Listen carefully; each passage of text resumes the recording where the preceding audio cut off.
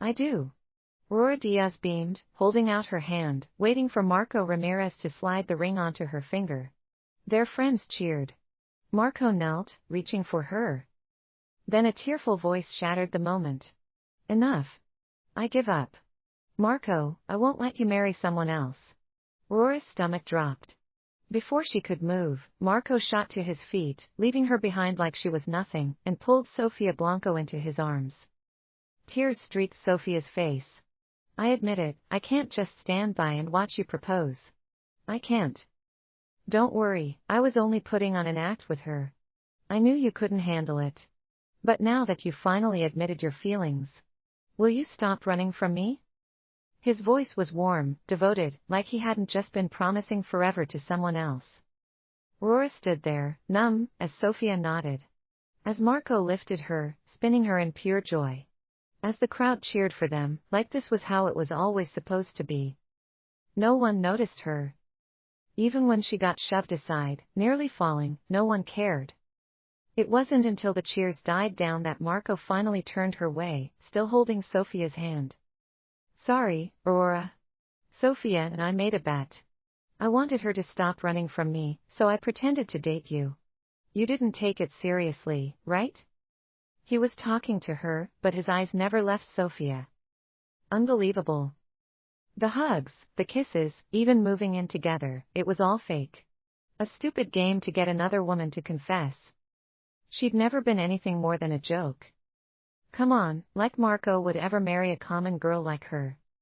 They've known each other forever. There was never room for anyone else. She was probably after his money. But hey, you gotta admit, Aurora's got the looks. Bet she was fun while it lasted.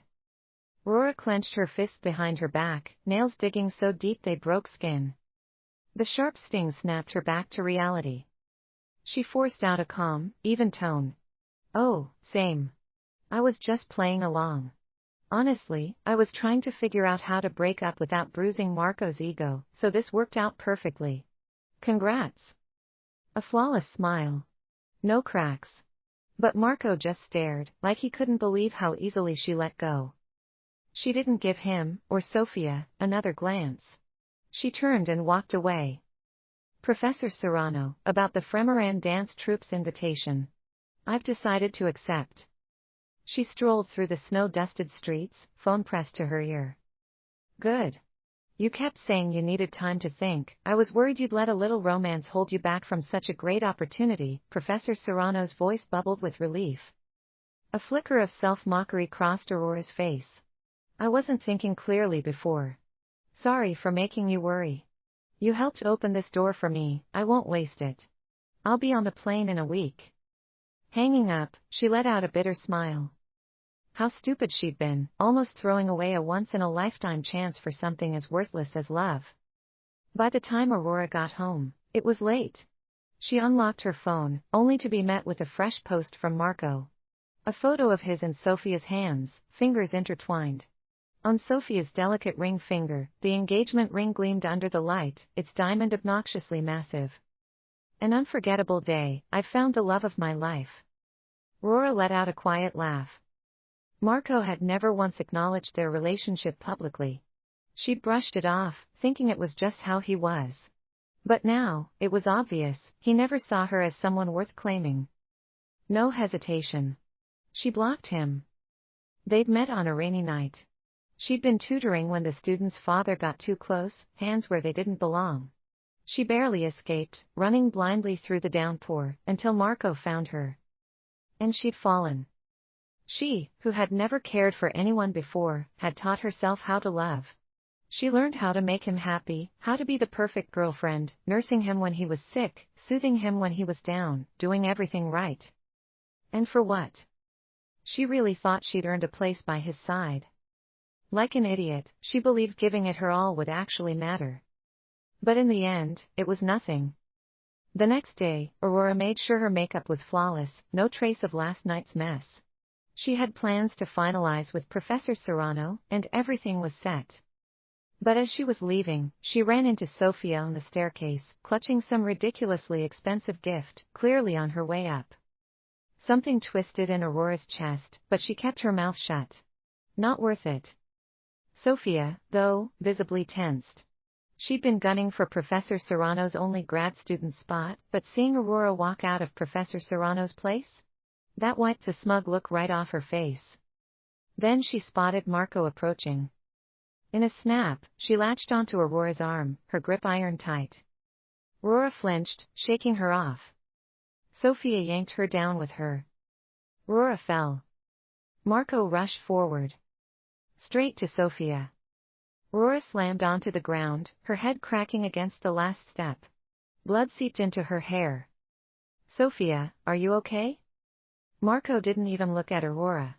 He cradled Sofia like she was made of glass, scanning her for injuries, like she was the only one who mattered. Sofia, perfectly fine in his arms, still played the fragile act. I think I upset Ms. Diaz. I didn't mean to. Only then did Marco glance at Aurora, sprawled at the bottom of the stairs. His gaze barely lingered before shifting away. You swore you didn't care, but now you're hurting innocent people. You're only making me hate you more. Aurora's head was still spinning, but Marco's words hit like a bucket of ice water. So this was how it was. Even if she was lying here, bleeding, she was still the villain. She ignored him and turned to Sofia instead. Then let's call the cops. Let's see who's actually to blame. Marco had never heard Aurora sound so indifferent before. It twisted something in his chest. Fine, call them. You think I... Sofia paled and yanked his sleeve before he could finish. There were no security cameras, but if the cops started checking for fingerprints or evidence, things could go south fast. Forget it, she murmured. I'm not hurt. No need to make a scene in front of Professor Serrano's house. Let's just drop it. I'm sure Miss Diaz didn't mean to. Marco frowned, holding Aurora's gaze just long enough to make it a warning before finally backing off. Aurora looked away, forcing down the dizziness as she turned and walked down the stairs. Outside, Aurora pressed a tissue to her bleeding wound, waiting for a cab. It wasn't long before Marco and Sofia came down, both looking pissed. Even better? They still had all the expensive gifts they'd brought, completely untouched. Guess Professor Serrano hadn't even bothered humoring them? Aurora watched, barely hiding her amusement. Seeing them this frustrated? Totally worth it. Even the pain from her injury felt a little less sharp. Sofia glanced up, caught Aurora watching, and flushed in humiliation. She ducked her head, tugging at Marco's sleeve. Do you think Ms. Diaz said something to Professor Serrano? Otherwise, I don't get it. Why wouldn't she even let me present my work before shutting me out? Marco's expression darkened. Aurora had to be behind this. Still bitter about what happened and trying to sabotage Sofia just to prove something, and maybe get his attention. Too bad it wasn't gonna work. Pulling Sofia into his arms, Marco stepped up to Aurora. I don't know what you told Professor Serrano, but if I find out you're playing dirty, you'll regret it. Aurora met his glare without flinching. Maybe your girlfriend should try being competent for once instead of blaming me for her failures. Marco's expression darkened further. He was about to snap back when his gaze caught on the blood streaked across her face. He hesitated. She really had hit the stairs hard. Was she seriously hurt? Sofia noticed his shift in focus. Her eyes flickered before she tightened her grip on his arm. Marco, I feel a little dizzy. I think my blood sugar's low. Instantly, his attention snapped back to her. You're dizzy. I'll take you to the hospital. Without another word, he scooped her up and walked off, not sparing Aurora another glance. Aurora watched him disappear, then let out a quiet, self-mocking laugh. She got into her cab and left without looking back. The next day, an unknown number popped up on Aurora's phone. Lately, she'd been dealing with delivery services and moving companies, so she answered, only to hear Marco's voice. Come get your stuff from my place. If you don't, I'll toss it. And? He hesitated, tempted to ask why she'd blocked him. But no, she was just playing hard to get. If he pushed, she might think she still had a chance and start clinging again. What he didn't expect. Aurora's completely indifferent response. Got it. Then she hung up, just like that. Like he was nothing. Marco stared at his phone, unreadable. Sofia, noticing, leaned in. Marco, the interview's tomorrow. I'm so nervous. What if Ms. Diaz holds a grudge and tries to ruin my chance? Marco snapped back. No one's messing with the interview. Just focus on proving yourself. Sofia nodded, resting against his chest, but her eyes? Ice cold. Aurora reached Marco's apartment building and stepped into the elevator, glancing at the time. She mentally ticked off what she needed to grab. Then the lights flickered. The smooth ascent jolted. The car shuddered. Her body went rigid. Maybe it was nothing. But fate had other plans. Another flicker. Then a sharp pop. Total darkness. Aurora's breath hitched. A cold tremor ran through her. Locked in a kindergarten classroom as a kid, she'd been claustrophobic ever since. Tight spaces with no way out. Her chest would tighten, her pulse would skyrocket, and if she was stuck too long, pure, suffocating panic. But even with terror clawing at her throat, she forced herself to act. She slammed the emergency button. Hello? The elevator's broken. Someone needs to send maintenance. The response wasn't a technician. It was Marco. Cold. Unyielding. You're staying put until Sofia's interview is over. Don't bother struggling. I'll let you out when it's done. Aurora's blood ran cold. Even an idiot could see what was happening. Marco had locked her in. He thought she'd try to compete with Sofia for the spot with Professor Serrano, so he took the easiest way out. But he knew. He knew what this would do to her. I'm not even in the selection. Let me out. Aurora pounded on the doors, forcing down the panic clawing at her throat. Nice try. You've been making too many moves lately. Time you learned a lesson. He didn't believe her. And then, he cut the line and walked away. Aurora pounded on the doors, fists aching, but the only response was Marco's footsteps fading into the distance. Then, silence. Total, suffocating darkness. She hugged herself, but it did nothing to stop the trembling. Cold seeped into her skin, slow and merciless, like sinking underwater, dragging her down, crushing her beneath the weight of fear. Marco made sure no one would fix the elevator anytime soon, then headed off to wait for Sofia's interview results. But as he sat there, Aurora's voice echoed in his mind, desperate, raw. He'd never seen her like that before. It unsettled him. Finally, Sofia walked out, pale as a ghost. Marco. I didn't get selected. I failed. What do I do? Am I useless? Am I worthless? Tears streamed down her face, her whole body shaking. Seeing her so fragile, Marco felt his chest tighten. In that moment, Aurora vanished from his thoughts. He pulled Sofia into his arms, murmuring reassurances. Wanting to lift her spirits, he took her home, bought all her favorite foods, and stayed by her side until she finally calmed down and fell asleep. By then, it was late. Only then did it hit him, Aurora was still in that elevator. His stomach lurched. He moved to leave, but Sofia, half asleep, clutched his shirt. Marco. Where are you going? Are you leaving me? Don't go. I'm scared. He hesitated. Aurora's situation flickered in his mind, just for a second.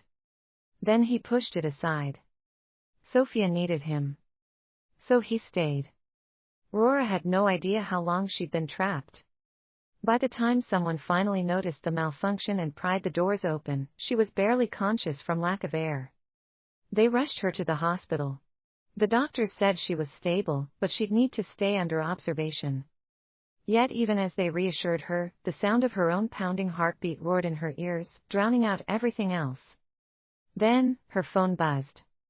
A message from an unknown number. A video. Marco, holding Sofia, soothing her to sleep. The scene was peaceful. Sweet, even. Aurora's breath hitched. Because while they were wrapped in quiet comfort, she had been caged like an animal, left to suffocate. A fresh wave of rage surged through her already hazy mind. Fingers shaking, she typed. So, you locked me up and still didn't get picked? Useless. She didn't wait for a reply. Blocked. Immediately. But even after that, her pulse stayed erratic, her breathing uneven. No matter how hard she tried, the panic wouldn't fade. A nurse eventually noticed and gave her a sedative, forcing her into sleep. But even unconscious, the suffocation only got worse. In her dream, she was drowning. Struggling. Gasping for air. Aurora's eyes snapped open. And in the darkness, a pair of cold, ruthless eyes stared back at her. Marco's jaw was rough with stubble, his bloodshot eyes locked on her. His grip tightened. Aurora's heart nearly stopped. For a second, she thought he might actually choke her out. She fought with everything she had. The struggle wasn't subtle. In the end, he let go, but the pure hatred in his eyes stayed. Gasping, she clutched her aching neck, hands shaking. Still playing the victim? His voice was cold, raw with something deeper. What did you say to Sofia? She was so distraught she slit her wrist. She's in the hospital, fighting for her life. Aurora almost laughed. What did I say? The truth. She wanted you to lock me up like that would fix everything, but it was all for nothing. Tell me I'm wrong. Brutal. Marco's face flickered between red and pale. He remembered exactly what he'd done. But then he pictured Sofia in that hospital bed, wrists slit, and his gaze went ice cold. If you hadn't trashed Sofia to Professor Serrano and ruined her shot at the competition, I wouldn't have had to go that far. And that was my decision, not hers. Go apologize to Sofia. Explain everything to Professor Serrano, and I'll let this go. Aurora just laughed. If anything, she thought maybe, just maybe, he'd feel the slightest bit guilty. But this. She laughed until her eyes burned with tears. What's so funny? Marco frowned, clearly pissed. That you actually think I care what you want. She wiped the corner of her eye, her expression turning to stone. Apologize to her? In your dreams. Her fingers tightened around her phone. Now get out of my hospital room. Or I call the cops. His jaw flexed like he was about to argue, then his phone rang. He picked up, and whatever he heard made his face go pale. She tried to hurt herself again? Without another word, he bolted. Aurora watched him go, her whole body finally unclenching as she slumped back onto the bed. Her neck throbbed where he'd grabbed her, a burning, ugly reminder. A cold shiver ran down her spine. Her eyes flicked to her plane ticket. Maybe she should just leave early. Without hesitating, she called the Fremoran Dance Troupe to see if she could move up her flight. Mid-call, a message popped up from an unknown number. Go to Professor Serrano and clear up the misunderstanding about Sofia. Or else, you'll regret it. Aurora frowned. Luckily, the dance troupe agreed, she could arrive ahead of schedule. Exhaling, she blocked the number and deleted the message. She was leaving Santora soon. No more Marco. No more Sofia. No more of their messed up games. Closing her eyes, she tried to rest, but sleep refused to come. Her night was restless, twisted with fragmented, bizarre dreams. Then, the relentless buzz of her phone yanked her awake. Another message. This time from a number way outside the city. You homewrecker. You keep stealing other women's men, do you even know how to survive without one? Aurora blinked, disoriented. Before she could react, her phone glitched, lagging under a flood of similar texts. The messages didn't stop. Same nasty accusations, homewrecker, gold digger. Some took it even further, twisting the truth, claiming she was selling herself. A few straight up asked how much she charged. Her face burned. Her hands shook. It felt like every ounce of blood had rushed to her head. Breathe. Stay calm. She pulled up a search engine. The top trending topic hit her like a punch to the gut. A blog post. From Sofia. In her carefully spun story, she and Marco were childhood sweethearts. Marco had once helped Aurora out of kindness, but instead of being grateful, Aurora had set her sights on him. She knew he had a girlfriend but still clung to him, hoping to climb the social ladder. But Marco never wanted her. When she failed to seduce him, she turned on Sofia. Desperate to drive her away, Aurora spread lies to a professor, sabotaging Sofia's chances in the competition. The betrayal crushed Sofia, so much that she spiraled into despair and slit her wrist. Attached was a photo of Sofia's wounded wrist, a deep, bloody gash against pale skin.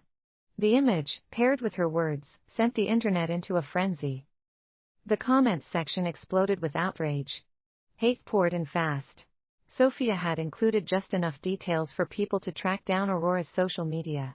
Within minutes, someone dug up old performance photos, zoomed in on her face, and plastered it everywhere. Her profile was overrun. A few harmless posts about her daily life were now drowning in vile insults. Then, it got worse.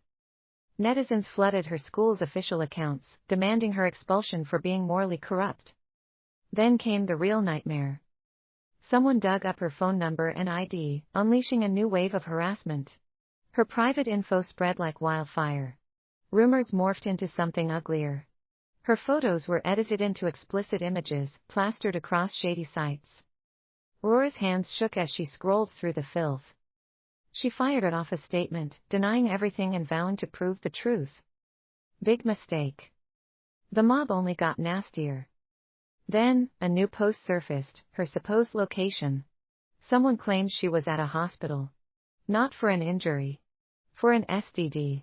And the internet ate it up. A chill shot down Aurora's spine. Suddenly, the hospital felt like a trap. She had to get out. Now. She rushed to leave, yanking open the door. And was slammed to the ground. You filthy woman. If you hadn't seduced me, my family wouldn't have fallen apart. The furious voice cut through the hallway, drawing gasps from onlookers. Then, a sharp slap. Pain exploded across her cheek. Aurora staggered, heart pounding. She looked up. And froze. Diego. The man who had once tried to assault her. The nightmare she thought she'd buried had just come back to life. Diego yanked her hair, forcing her to face the crowd. It's her. She told me she was some poor, mistreated student. Said she'd admired me for years. I pitied her, gave her money, and how did she repay me? The second she found someone richer, she turned on me. Accused me of assault, ruined my life. I lost my wife, my business, everything. No. That's not true. Aurora fought to break free, but Diego's rant drowned her out. Worse. Some people actually bought it. Look at her, she's got that seductive vibe. No way she's innocent. She's a dancer, right? That whole industry's built on stringing men along. Bet those awards weren't just for talent. What's she even doing at a hospital? Maybe she really does have something nasty. At that, the crowd recoiled, some covering their noses like she was contagious. Someone shoved her. Another grabbed at her clothes. A third held up their phone, filming every humiliating second. It only stopped when hospital staff rushed in, breaking up the mob before things got worse. Diego. He slipped away before anyone could stop him. Ms. Diaz, given the situation, we can't take any risks. You need to check out immediately. Just like that, she was cast out. A walking scandal. Even on the streets, whispers followed her, strangers murmuring like she was some kind of urban legend. She felt hunted.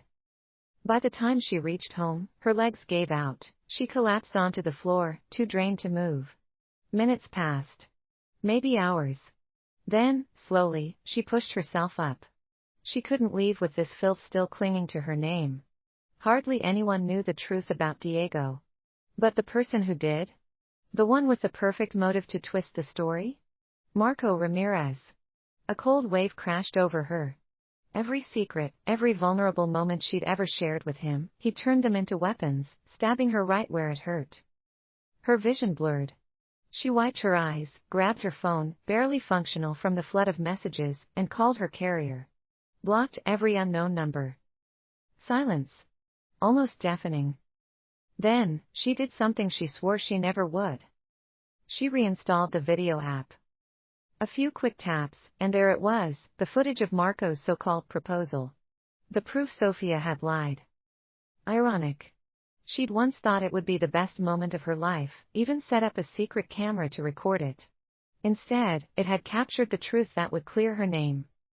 Next, she contacted the police. Through them, she got the elevator security footage, solid proof that Marco had locked her inside that day. With everything in hand, she sent it straight to the school's official account. "I'm sorry my situation brought negative attention to the school. Please release this footage, it should put the rumors to rest." Drowning in public backlash, the school reviewed the evidence. Finding no issues, they released a statement, officially setting the record straight. Aurora didn't waste time on emotions. She packed. The next morning, at the airport, she was checking in when a new message popped up on her screen. "Regret it yet? Come apologize to Sofia, and I might be able to save you. Marco." Aurora let out a cold laugh. Without hesitation, she popped out her SIM card, tossed it in the trash, and boarded her flight to Fremoran without looking back.